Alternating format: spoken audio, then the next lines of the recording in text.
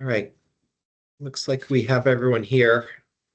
I'll call to order the Green Mountain Care Board's hearing of February 21st, 2025.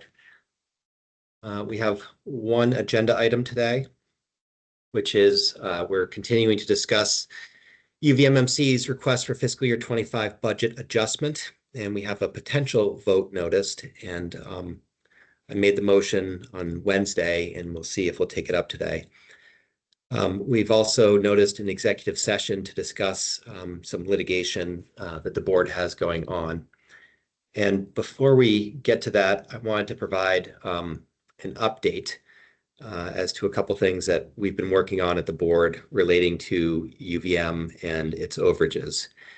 So in fiscal year 23, UVM was over budget by around $80 million, and the Care Board enforced the overage, and it resulted in a rate reduction of, I believe, around 4-point-something%, and we spread it out over 2 years. UVM has appealed that, and that appeal is pending before the Supreme Court with briefing going on. Then in fiscal year 24, with which we're getting actuals, I think, around now, UVM is again over budget, I think this time by around $53 million. And UVM sent us a letter on January 31st of this year discussing that. After the Care Board's decisions in last summer as to their budget, UVM reduced some administrative costs. They reduced a number of expenses, and they reduced a couple of I think it was 3 or 4 service lines. And the motion that's on the table and the request from UVM was to adjust their fiscal year 25 budget so that they would have additional revenue for one of the services that they reduced last fall.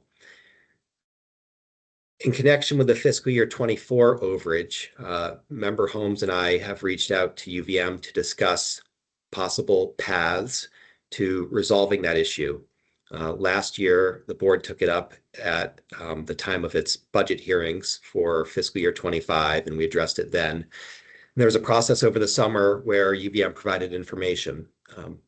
This year, Member Holmes and I reached out to UVM to discuss a number of broader issues relating to, I guess what I'd call the working relationship between UVM and the board to try and find a path that worked better for the state. In connection with those discussions, Member Holmes and I have proposed and discussed things that we think would be beneficial in connection with the fiscal year 24 overage, and one of them being dealing with it sooner as opposed to later in the process in the summer. And a couple of the other topics that we've been discussing include using some of the financial overage to address some of the problems we have in the state, other issues we have in the state, using some of the money from UVM to address other issues.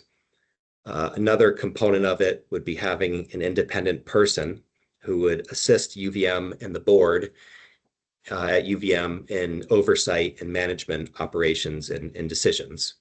And another component is some rate reductions. And another component is a team of consultants. In our budget hearings and process, we've learned that UVM loses money on certain services and that its operating expenses have grown rather large and are difficult for the state to afford. And a lot of care in Chittenden County has been consolidated at UVM. They've taken on a lot of work, but it's very difficult for the state to afford the operations as they currently are.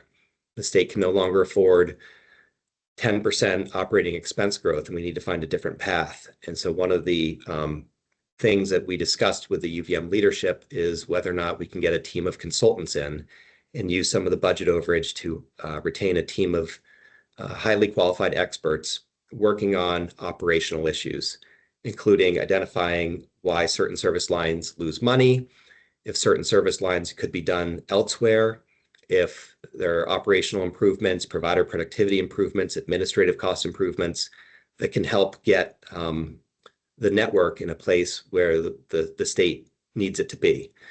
And so those discussions have been going on. Our board process is that we cannot have a discussion amongst 3 of us at any time on a regulatory issue. And so this has been something that Member Holmes and I, two board members, have been discussing. I view the UVM dialysis request as almost part and parcel of this broader discussion, but the broader discussion is very complicated and takes a long time. UVM has, I think, partnered and worked with us in good faith on these discussions, but we're not there, and there's a lot of detail to be worked out. If UVM wants to make a proposal, it will have to submit a formal application with support before the board. The board would then ask questions of UVM and get the information each board member needs to evaluate the proposal or the application.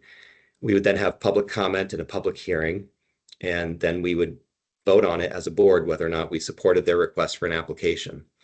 Whether or not that application comes is still to be determined because it is quite complex and there's a lot there. But I want to read out that that process has been going on because I think it's important context for the application that we have before us.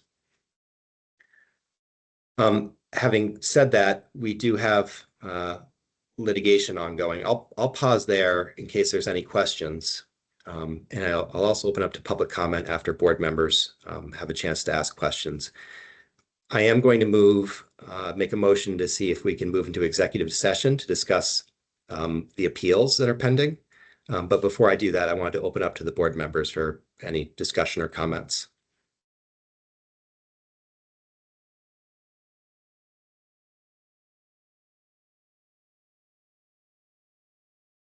Do you have a sense of a timeline on this potential application from UVM and how it relates to the rest of the enforcement process if the application does not get submitted? Good question. I don't recall exactly when we started meeting, but we've been working pretty expeditiously on at least Member Holmes and I sharing our views of what needs to happen. And the responses from UVM have been prompt, very prompt. I would expect that if they were to make an application, it would hopefully be in the coming weeks. I would personally like to see it done while we have 5 board members. There could be a gap in time. And Member Lunge has worked on these issues and for a long time. So I think we'd benefit by having all 5 of us. So I have indicated to UVM that we'd like to do it while we have Member Lunge as a board member. So that would mean if Member Lunge is leaving April 5th and we need time to review the application, time to get information, time for public comment, time for a hearing, that means we would need the application pretty promptly.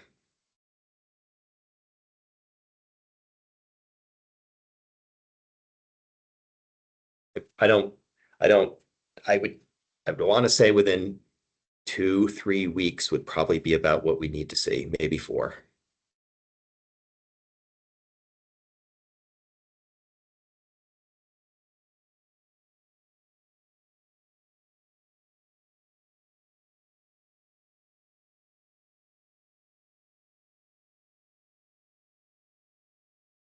Any other board member comments or questions? I have a couple of questions, but they are not appropriate outside of executive session, so I'll hold mine till then. Great. So I think what I'll do, since there are people here and we have the motion on the dialysis has been made, and I think there probably could be public comment on that. I will open it up to public comment. I'll start with the healthcare advocate and then move to the public.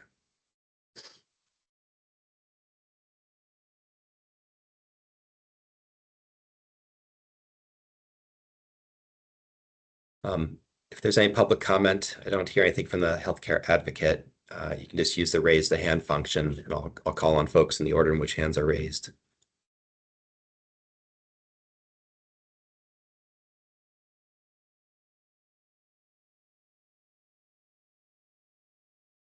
Ms. Wasserman? Julie? Yes, I just have a quick question. Is the public comment you're asking for now related to the issue you just were describing, or the motion on the floor on UVM's request for $5.68 million mid-year budget? It's not clear. Either is fine. Okay. I don't want to upstage the healthcare advocate. I'm sure they're ahead of me, so I'll just wait patiently. Go ahead, Julie. I didn't see them. Okay, so I'd like to start by saying that I need a little help understanding why UVM Medical Center would need this budget increase that's being asked for in its mid-year budget request. UVM Health Network just concluded a most profitable year. In 2024, the year that just ended, the network had $259 million in excess revenue over expenses. In addition, its unrestricted cash rose $287 million over the prior year. And just for reference, you can find the $259 million in excess revenue over expenses in UVM Health Network's recent audit. It's on page E8, and it's right there. It's the first line, so you'll see it easily. And you'll find the rise of $287 million in unrestricted cash on page E6. So an important question to ask is, why on earth would UVM cut needed services when UVM has this much available cash? To do so, well, that takes chutzpah. Furthermore, how can an organization as well situated as UVM rationalize offloading a service that loses money, offloading it to its fellow hospitals who themselves are struggling, one of which is actually struggling to survive? And as Mike Smith wrote in his recent letter to UVM, quote, "There is a failure of leadership at one of our state's most important institutions." But it gets worse, because now UVM wants the board to approve an additional $6 million to fill the hole in their budget resulting from offloading these 3 dialysis units. But as far as I can tell, that hole does not exist. UVM still owns the dialysis units. They continue to receive revenues from these units, and there are no takers. There are no interested buyers. So I think we have to ask, why would the Green Mountain Care Board fill a hole that does not exist? And, you know, it appears to me that approving UVM's request would set a terrible precedent. Thank you. Thank you, Julie. Any other public comment at this time?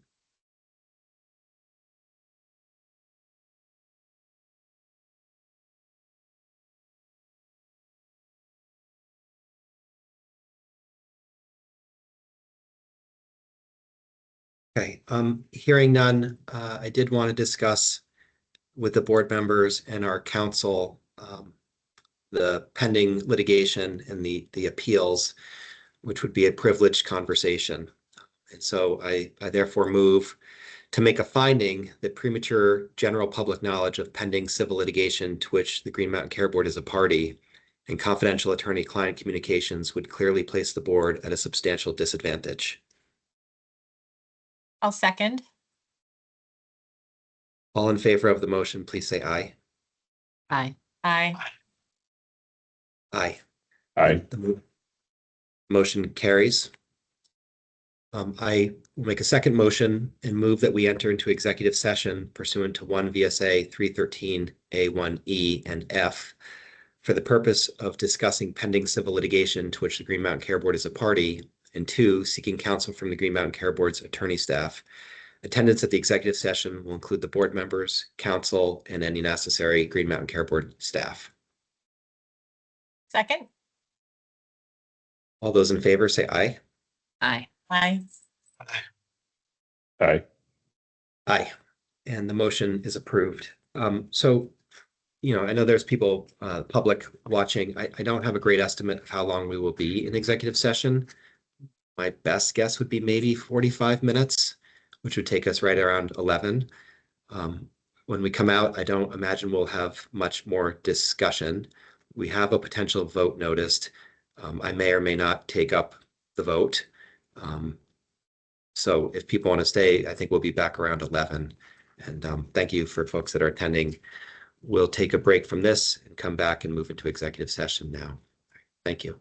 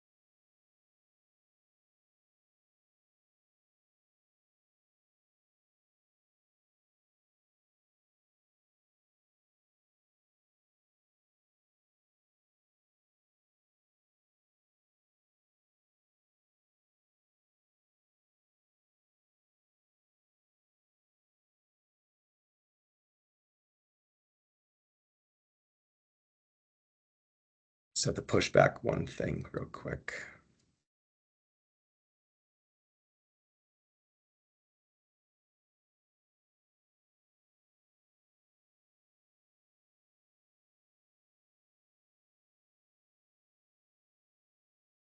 All right, it looks like we have, is Jess back?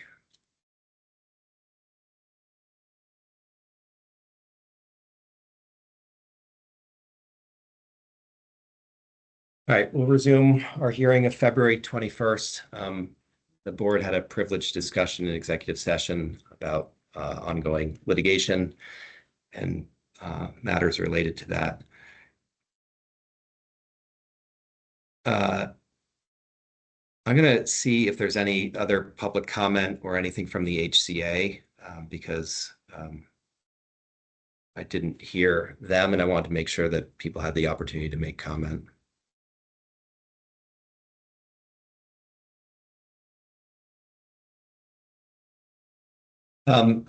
There's one other piece to this, which is the board has requested certain information from UVM relating to the application that's before the board. The request just went out this morning, and we think we'll get the responses. UVM's working on the responses within a week or so, or maybe a week and a half or something to get back to us on those.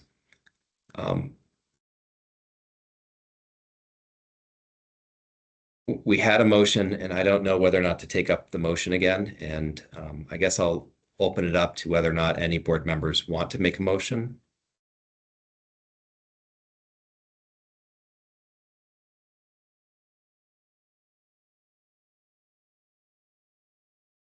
I'm not sure either, but I think, I think it would be useful to have some of the information that was requested. Although it's hard for me to know if that will change sort of my decision on what I would vote today. So I guess what I'm saying is I could go either way. I see it. Oh, go ahead, Tom. I'm sorry, this Tom. I think the information that was requested could, it weighs heavily on my decision. I'd prefer to wait until we have that information before voting.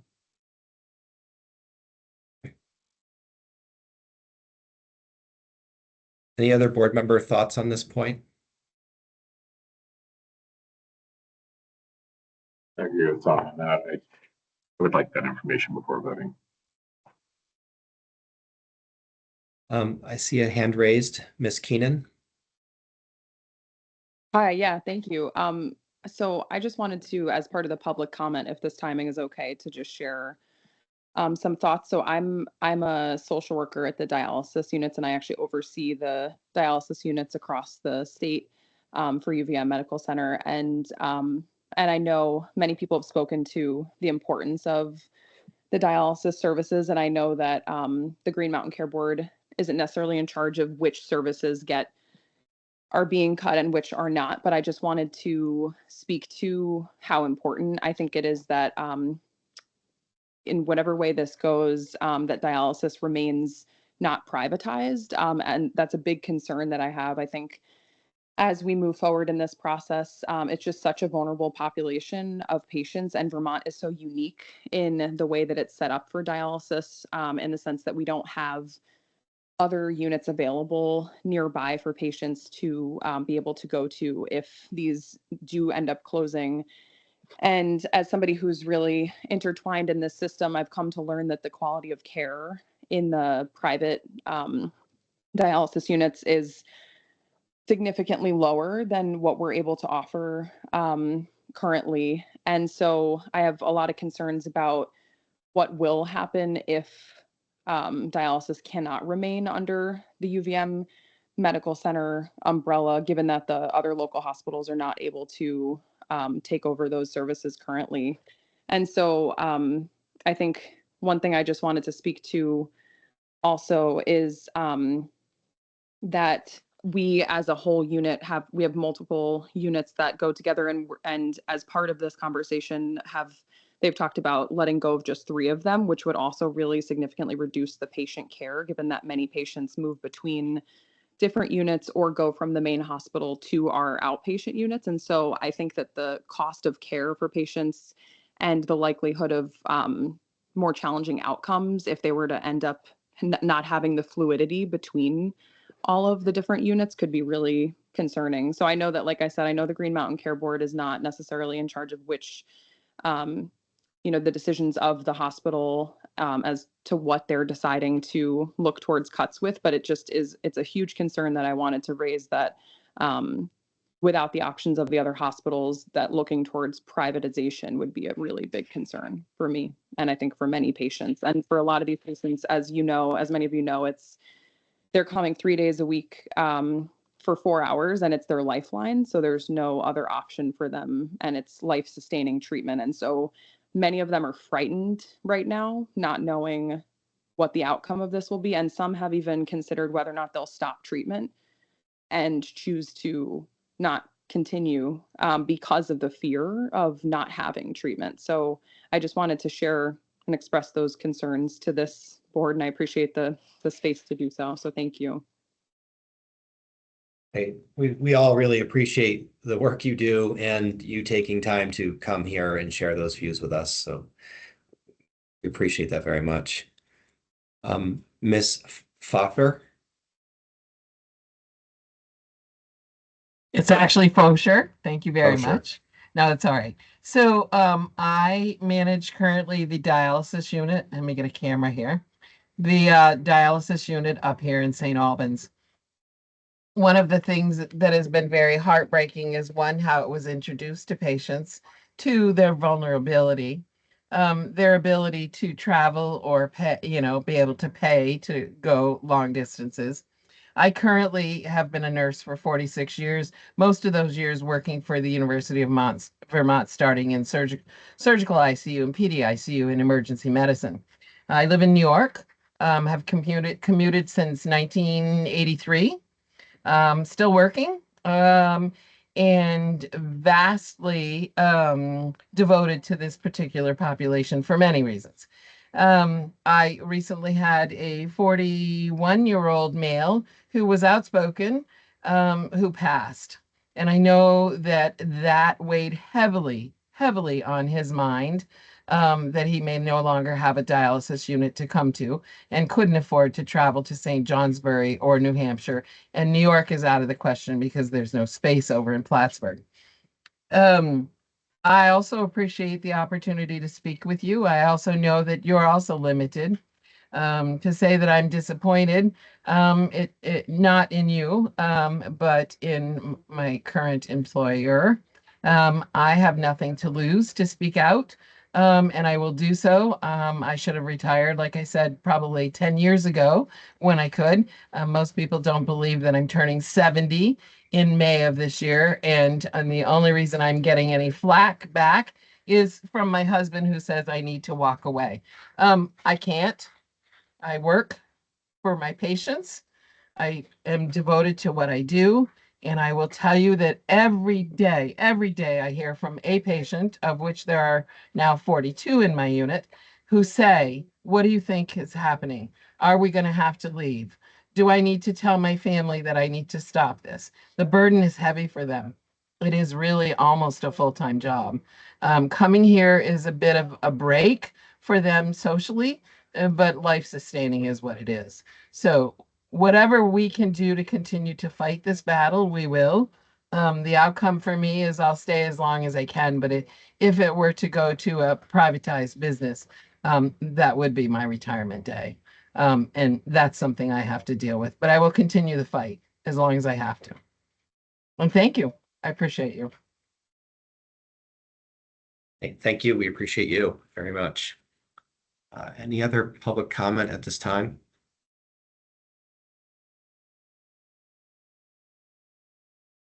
So this is really a sticky issue, and it's thorny because the care board, in my mind, made the right decisions based on the budget that was submitted. It is really unfortunate that a number of services were cut in response to what we thought were appropriate decisions, and I still think they're the right decisions. Our budget orders point to a number of things that we think could allow these services to continue and not have patients lose access to care or be put in the middle, so to speak.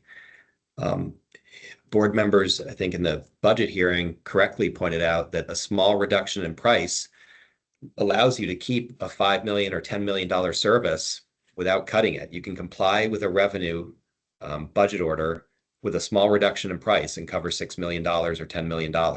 You don't have to cut the service. You can reduce the price by a small amount. I think board members are also entirely correct that this is not the care board's responsibility. We're not CEOs, we're not CFOs, we're regulators keeping an eye on the whole system. And it's the responsibility of the hospital to comply with its mission of treating patients and its charitable mission. And sometimes that means you lose money on a service, and that's your job to manage that and take care of the community. So I don't view this in any way, shape, or form as the care board's consequence of the care board's decision. I don't agree with that. No one does. It's also an extremely slippery slope for the board to say you need to comply with a budget and reduce price, and then to go back and give more revenue when a sensitive service is cut. That's not what we're doing. You could do that forever. You could cut pediatrics next and then say, oh, come back and say, okay, give us some money because we cut something sensitive. You know, and I'm not just talking about UVM, like any hospital. That's a terrible way to regulate. It won't work because you could never actually do what needs to be done in terms of taking care of the broader system and ensuring affordability. So at the same time, I am going to move, and I really respect my co-members' views that this is not the right thing and not the right time. There's more information to get. I'm going to move because I think sometimes these patients are in limbo a little bit, and I want to give them knowledge that this will be okay. This does not set a precedent, and I don't know if we're going to get 3 votes, but this does not set a precedent. I'm not setting a precedent. We will not increase rate or revenue because a sensitive service was cut.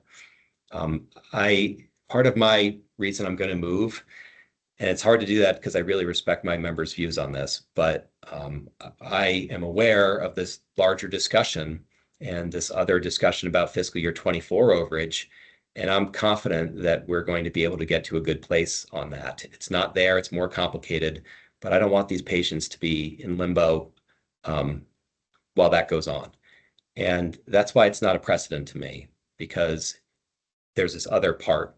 And if UVM and the care board aren't able to resolve, or UVM doesn't make a solid, fair application for the fiscal year 24 problem, well, there's a $53 million overage that we will still be dealing with. And I think that this is a sign of good faith. So I'm going to make the motion. I'm going to see if there's 3 votes. And if there's not, then maybe we get more information, we take it up later. And I realize this is a hard one. Julia, could you pull up the language for me?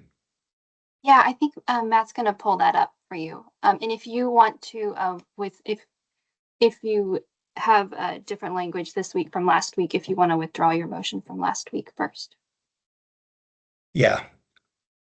I will withdraw the motion that I made on Wednesday. And there's one other point I do think it's important to make, which is this isn't approving it for dialysis.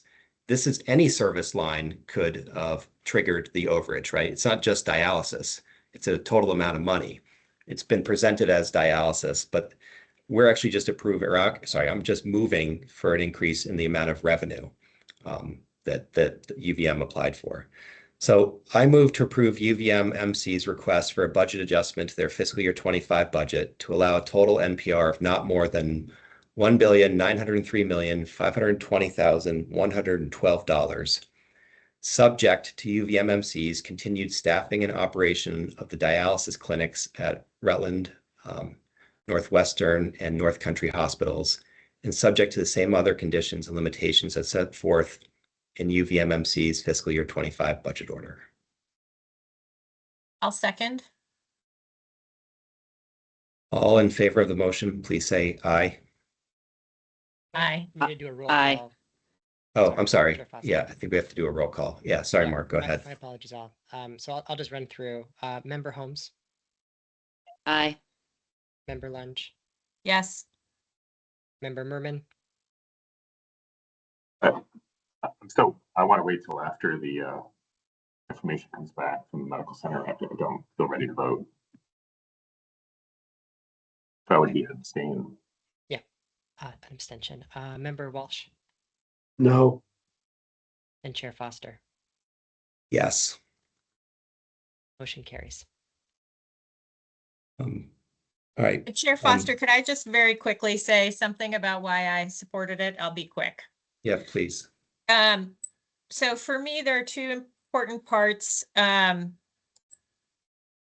In addition to what you had said about the limbo for patients, which does weigh heavily on my mind, and the larger discussion around the larger settlement package, I think for me, having the motion include the requirement that dialysis continue, even though I agree with you fully that in my mind, what we're doing here is approving additional revenue in the NPR that doesn't need to be tied to dialysis. That is an important piece for me because I don't think there's another lever to require that service be continued. Another legal lever for the board to pull. And so I think by tying it to this approval, it ensures that that very essential service continues. I think perhaps this is an easier vote for me than for others. As others may know, I dissented from the enforcement amount. So this amount is more in line with what I would have voted for in the summer as well. So I just wanted to make those points. Thanks. Thank you. We are quite a bit over, and it's really hard to call for a motion when not everyone is ready for it, and I respect that, and I apologize to the board members that this was not as particularly easy one. So I will move to adjourn. Second. All those in favor say aye. Aye. Aye, and we're adjourned. Thank you.